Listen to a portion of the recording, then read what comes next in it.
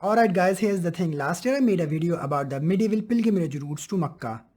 After the video went live, we received an email from brother India Mamadou Yoro requesting us to discuss the Hajj routes of deep African territories, especially Senegal. So here we are today. This one is for you, brother Mamadou. Let's say Bismillah. Bismillahirrahmanirrahim. Assalamu alaikum, dear brothers and sisters. I hope all of you are doing well. May Allah protect you and your families from all the evil and the evildoers. Ameen. Senegal is in West Africa, and guess what? So is the Gambia, where the head office of the International Open University is based. Pilgrims from West Africa have traditionally taken three paths to reach Makkah, namely the Sahara, Sahel, and the Sudanic Savannah regions.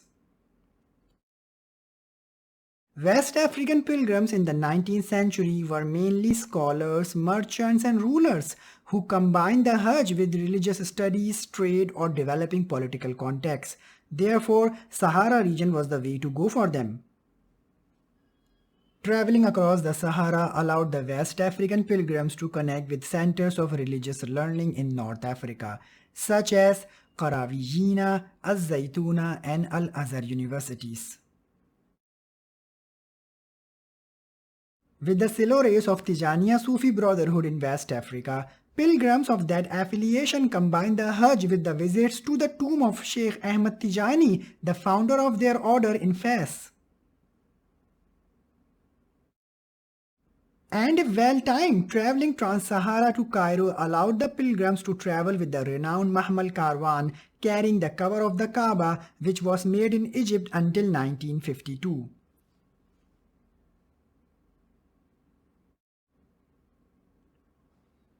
Crossing the Sahara remained a dangerous endeavor.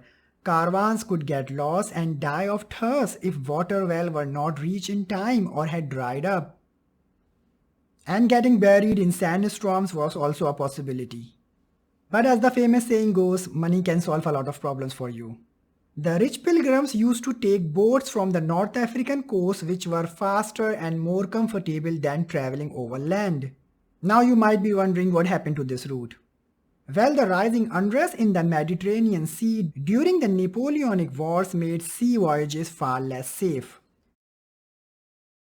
The wars between Muhammad Ali Pasha and the Saudis on the Arabian Peninsula in the early 19th century disrupted the Mahmal caravans from Egypt and heightened insecurity.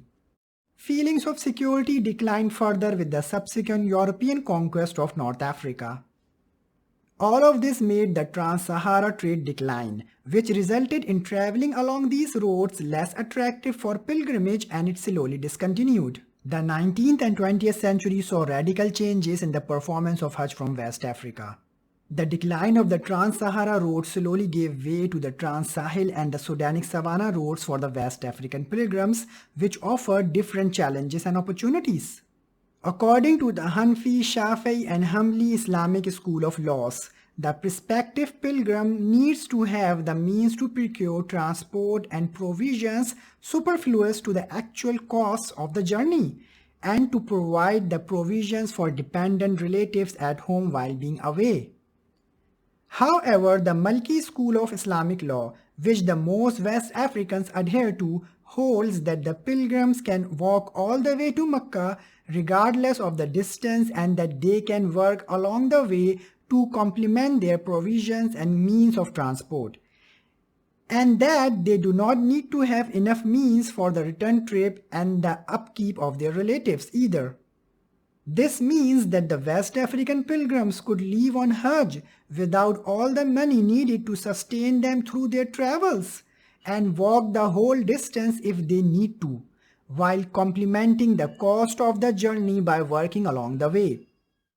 So many West African pilgrims combine the Hajj with labor migration, profiting from the fluctuations in their labor market and taking years, even decades, and sometimes even their whole life to arrive in Makkah and return home.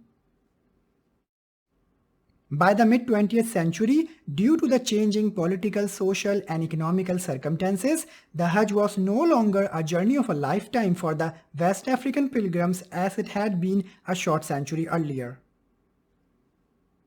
I hope you learned something new today and like the content. See you in the next video. Take care. Assalamu alaikum.